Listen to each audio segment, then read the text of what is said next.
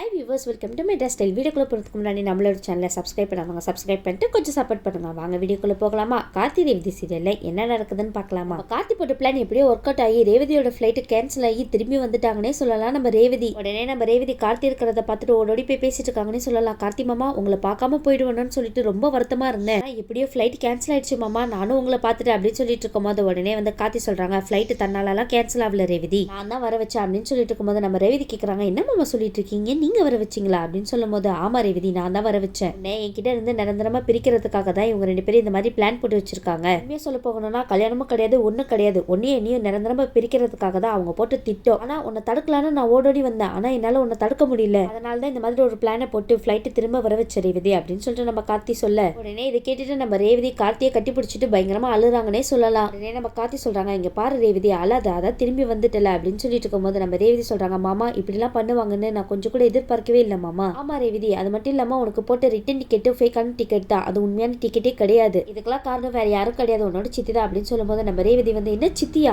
இப்படி ஒரு கேவலமான வேலையை பார்ப்பாங்கன்னு நான் கொஞ்சம் கூட எதிர்பார்க்கவே இல்லை மாமா, அவங்களே இப்பவே உண்டில்லன்னு ஆக்குறேன் பாருங்க மாமா அப்படின்னு சொல்லிட்டு இருக்கும்போது நம்ம கார்த்தி வந்து ரேவதியை தடுக்கிறாங்கன்னே சொல்லலாம். இங்க பாரு ரேவதி, தயவு செய்து அவசரம் மட்டும் படாத, எல்லாத்தையுமே பொறுமையா தான் கையாளணும் அப்படின்னு சொல்லிட்டு இருக்கும்போது உடனே நம்ம ரேவதி கேட்கறாங்க, மாமா இன்னும் மாமா இவ்வளவு நடந்ததுக்கு அப்புறமா என்ன பொறுமையா இருன்னு எப்படி மாமா சொல்றீங்க? உடனே நம்ம ரேவதி கார்த்தி சொன்னதுக்கு மறுபேச்சு பேசாம சரி மாமா அப்படின்னு சொல்லிட்டு வீடு திரும்புறாங்கன்னே சொல்லலாம். இந்த பக்கம் நம்ம ஈஸ்வரி சந்திரா ரேவதி வீட்டுக்கு வரத பார்த்துட்டு, அக்கா இவன் அக்கா வீட்டுக்கு திரும்பி வந்துட்டு இருக்கா. உடனே நம்ம ஈஸ்வரி கேட்கறாங்க, என்ன ரேவதி நீ இங்க இருக்க, இந்நேரத்துக்கு நீ அங்கல போய் சேர்ந்து இருக்கணும், அது மட்டும் இல்லாம இங்க என்ன பண்ணிட்டு இருக்க அப்படின்னு சொல்லி கேட்க, உடனே நம்ம ரேவதி, போதுமா இதோட உங்களோட நடிப்பெல்லாம் நிறுத்திக்கோங்க, நம்பி நான் ஊருக்கு கிளம்புனதுக்கு எனக்கு சரியான பாடம் கத்து கொடுத்துட்டீங்கல்ல நீங்களா. உடனே நம்ம ஈஸ்வரி சொல்றாங்க, என்ன ரேவதி நீ என்னென்னமோ பேசிட்டு இருக்க அப்படின்னு சொல்லி கேட்டு இருக்கும்போது நம்ம ரேவதி சொல்றாங்க, ஆமாமா நீங்க தானே என்ன போய் சொல்லி வெளியூருக்கு அனுப்பி வச்சது, உண்மையா சொல்ல போகணும்னா உங்க ஃப்ரெண்டோட பையன் கல்யாணமும் கிடையாது, அது மட்டும் இல்லாம போட்ட ரிட்டன் டிக்கெட் ஃபேக்கான டிக்கெட் தானே, எதுக்காகமா இந்த மாதிரி எல்லாத்தையும் ஃபேக்கா ரெடி பண்ணி என்ன ஏமாத்துனீங்க அப்படின்னு சொல்லிட்டு இருக்கும்போது நம்ம ஈஸ்வரி வந்து, ஓ உனக்கு எல்லாமே தெரிஞ்சு போச்சா ரேவதி, அதனால தான் இங்க வந்து நீ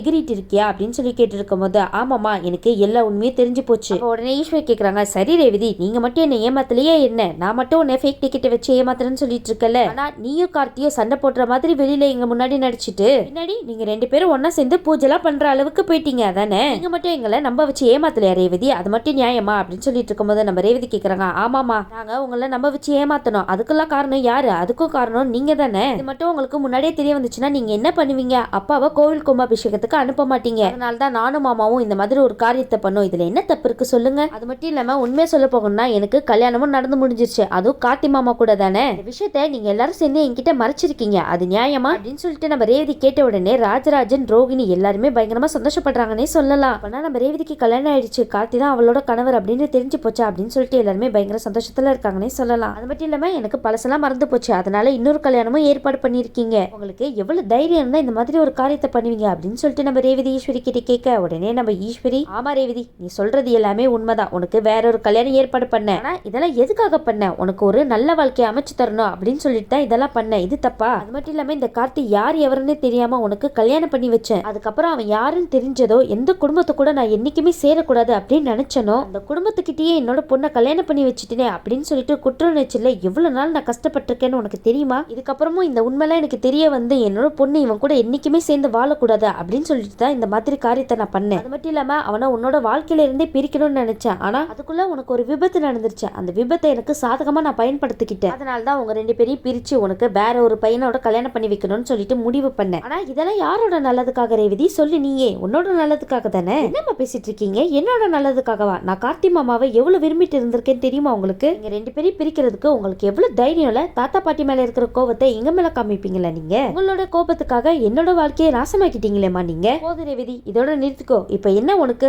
சொன்னாலும் சொல்லாட்டியும் உனக்கு வேற ஒரு மாப்பிள்ளையோட கல்யாணம் பண்ணி வைக்கதான் போறேன், அதுல எந்த மாற்றமும் கிடையாது, அது மட்டும் இல்லாம இப்பதான் உனக்கு எல்லா விஷயமும் தெரிஞ்சு போச்சுல, அதுக்கப்புறம் உங்ககிட்ட மறைச்சு எந்த பிரயோஜனமும் கிடையாது, அந்த கார்த்தி கூட பேசக்கூடாது பழகக்கூடாது, புரிஞ்சுதா ரேவதி நான் சொல்றது அப்படின்னு சொல்லிட்டு நம்ம ஈஸ்வரி கேட்க, உடனே வந்து ரேவதி சொல்றாங்க, என்ன புரிஞ்சுதாவா, பாருங்கம்மா நான் கல்யாணம் ஆன பொண்ணு, ஒன்னு புருஷன் என் கூட இருக்கணும், இல்லனா நான் புருஷன் வீட்டுல இருக்கணும், நான் என்னோட கார்த்தி மாமா வீட்டுக்கே போறேன் அப்படின்னு சொல்லிட்டு ஒரு முடிவு சொல்ல, உடனே வந்து ஈஸ்வரி கேக்குறாங்க, என்ன அந்த கார்த்தி வீட்டுக்கு போறியா, என்னை மீறி நீ இங்க இருந்து போயிடுவியா ரேவதி அப்படின்னு சொல்லிட்டு மிரட்ட, ஆமாமா இனி இந்த வீட்டுல நான் இருக்க போறதே கிடையாது, மாமா சொன்ன ஒரே ஒரு வார்த்தைக்காக தான் நான் கட்டுப்பட்டுட்டு இருந்தேன், அதான் இப்போ உங்களுக்கு எல்லா உண்மையே தெரிஞ்சு போச்சுல, அதுக்கப்புறம் எதுக்கு நான் இந்த வீட்டுல இருக்கணும், நம்ம ரேவதி நான் என்னோட புருஷ வீட்டுக்கு போறேன் அப்படின்னு சொல்லிட்டு கிளம்ப, இந்த பக்கம் நம்ம ஈஸ்வரி நம்ம ரேவதியை தடுத்து பாக்குறாங்கன்னே சொல்லலாம், ஆனா நம்ம ரேவதியை ஈஸ்வரினால தடுக்க முடியலன்னே சொல்லலாம். உடனே சந்திரகலா நினைக்கிறாங்க, ஐயோ இவன் என்ன இப்படி பேசிட்டு போயிட்டு இருக்கா, இந்த அக்கா என்னன்னா பாத்துட்டு நின்றுட்டு இருக்கா, என்ன பண்றது இப்போ அப்படின்னு சொல்லிட்டு நிக்கிறாங்கப்பா. இந்த ரேவதி என்னன்னா கார்த்தி வீட்டுக்கு போறேன் அப்படின்னு சொல்லிட்டு நின்றுட்டு இருக்கா. இவன் மட்டும் கார்த்தி வீட்டுக்கு போயிட்டானா நம்ம நினைச்சது எதுவுமே நடக்காம போயிடுமே.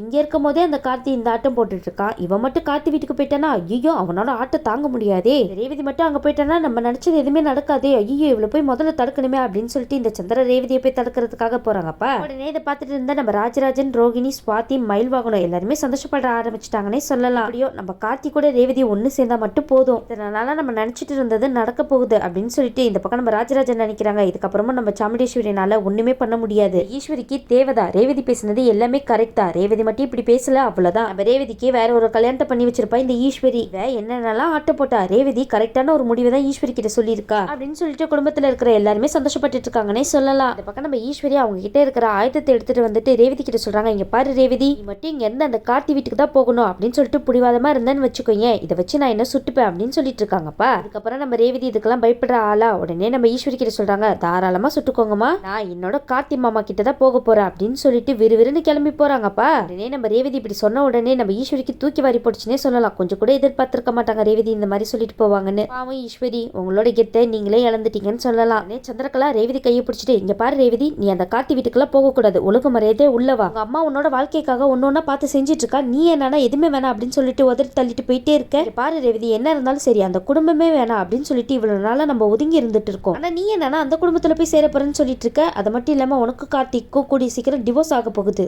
இதை கேட்டுட்டு நம்ம ரேவதிக்கு வந்துச்சு பாருங்க கோவம், நம்ம சந்திராவை பல்லாருன்னு கண்ணத்துல அறவிடுறாங்கன்னே சொல்லலாம். அது மட்டும் இல்லாம ரேவதி சொல்றாங்க, இதுக்கெல்லாம் முழு காரணமே நீதான், பாவம் கொஞ்சம் கூட எதிர்பார்த்திருக்கவே மாட்டாங்க இந்த சந்திரகலா, என்னடா இது ரேவதி இப்படி அடிச்சிட்டாலே, இதே இவகிட்ட இருந்து எதிர்பார்க்கவே இல்லையா அப்படின்னு சொல்லிட்டு முடிச்சிட்டு நிக்கிறாங்கன்னே சொல்லலாம் நம்ம சந்திரகலா. அது மட்டும் இல்லாம ரேவதி சொல்றாங்க, உனக்கு எவ்வளவு தைரியம் இருந்தா புருஷன் கிட்ட இருந்து என்ன பிரிப்பேன்னு சொல்லிட்டு பேசிட்டு இருக்க, நீதான் உன்னோட புருஷன் கூட வாழாம இங்க வந்து வாழ்ந்துட்டு இருக்க, அது மட்டும் இல்லாம உன்னோட புருஷன் கூட மறைஞ்சு தானே வாழ்ந்துட்டு இருக்க, அதே மாதிரி என்னையும் ஆக்க போறியா நீனு, இங்க பாரு என்னோட கார்த்தி மாமா யாருன்னு உனக்கு தெரியுமா, அவரை விட்டு பிரிஞ்சு போ அப்படின்னு சொன்னா நான் எப்படி பிரிஞ்சு போவேன் சொல்லு, ஒழுங்கு மரியாதையா இங்க இருந்து போயிடு அப்படின்னு சொல்லிட்டு பயங்கர ஆக்ரோஷத்தோட பேசிட்டு போயிட்டு இருக்காங்கன்னே சொல்லலாம் நம்ம ரேவதி. இந்த பக்கம் நம்ம சந்திரகலா கண்ணத்துல கை வச்சுட்டு உறைஞ்சு போய் நின்றுட்டு இருக்காங்கன்னே சொல்லலாம். என்னடா இது நம்ம ரேவதி இந்த மாதிரி பண்றா அப்படின்னு சொல்லிட்டு கொஞ்ச நேரம் புரியாம நின்றுட்டு இருக்காங்கன்னே சொல்லலாம் நம்ம சந்திரகலா. அது மட்டும் இல்லாம ரேவதி சொல்றாங்க, இங்க பாரு நீ என்னோட வாழ்க்கையில நீ தலையிட்டேன்னு வச்சுக்கோ, ஏன் உன்னை உண்டில்லாம ஆக்கிடுவா பாத்துக்கோ அப்படின்னு சொல்லிட்டு அந்த இடத்த விட்டு கிளம்பி போயிடுறாங்கன்னே சொல்லலாம் நம்ம ரேவதி. இந்த சந்திரா அடி வாங்கி கூட அடங்கலன்னு சொல்லலாம். உடனே ஈஸ்வரி கிட்ட போயிட்டு, அக்கா பாத்தியாக்கா அவ என்ன பேச்சு பேசிட்டு போறான்னு நீங்க பாத்துட்டு சும்மா நின்னுட்டு இருக்க, அவ அந்த கார்த்தியோட சேர போறன்னு சொல்லிட்டு போயிட்டு இருக்கா, நீ என்னக்கா பண்ண போற அப்படின்னு சொல்லிட்டு கேட்க ஈஸ்வரி சொல்றாங்க, இதுக்கு மேல என்ன பண்ண சொல்ற சந்திரா, எல்லாமே நம்ம கை மீறி போயிடுச்சு. இதை கேட்டுட்டு நம்ம சந்திரகலாக்கு என்ன பண்றதுன்னே தெரியல. இந்த பக்கம் நம்ம ரேவதி நேரா கார்த்தியோட வீட்டுக்கு தான் போறாங்க. நம்ம ரேவதி கார்த்தி வீட்டுக்கு போய் கதவை தட்ட உடனே நம்ம கார்த்தி கதவை திறக்கிறாருன்னே சொல்லலாம். என்ன ரேவதி நீ இங்க நிக்கிற, ஆமா மாமா நான் வீட்டை விட்டு வெளியே வந்துட்டேன், அது மட்டும் இல்லாம அவங்களுக்கு எல்லா விஷயமும் தெரிஞ்சு போச்சு, அது மட்டும் இல்லாம எனக்கு எல்லா உண்மையும் தெரிஞ்சு போச்சு, அதனாலதான் அம்மா உங்ககிட்ட இருந்து பிரிக்கிறதுக்காக இந்த மாதிரி ஒரு காரியத்தை பண்ணிருக்காங்க,